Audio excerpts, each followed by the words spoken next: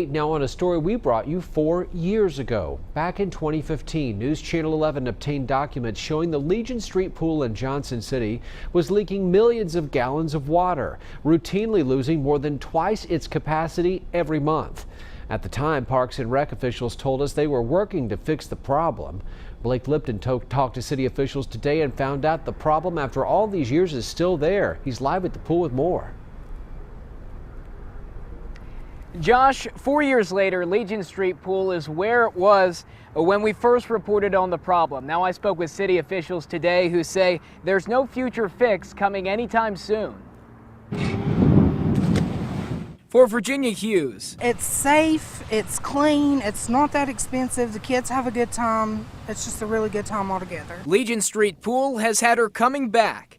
About 20 years. Year after year. But leaking water has plagued the Parks and Recreation facility in the past. In 2015, News Channel 11 reported the pool was losing millions of gallons of water based on the city's water bill for the year. At that time, the cause of the water leakage was not identified. Here in 2019, the city is still without answers. We are not currently aware of exactly where the leak is. Also that year, the Parks and Rec director then said the Legion Street Pool was at the end of its useful life.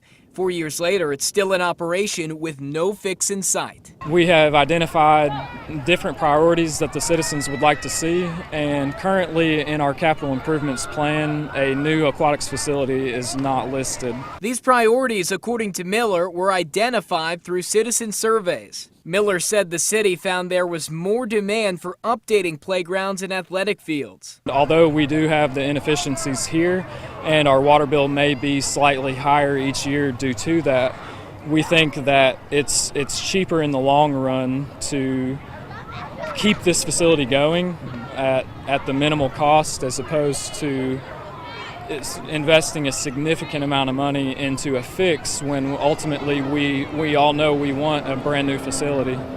It'd be great. I mean, we've had this one for so many years, the new one would be wonderful. Now, Miller said a renovation using the existing pool site would cost around $1.5 million, possibly even more, and to start from scratch would cost upwards of $3 million. He also points out despite the lack of improvements to the facility, attendance remains strong and consistent despite competition from water parks and other pool facilities in the area.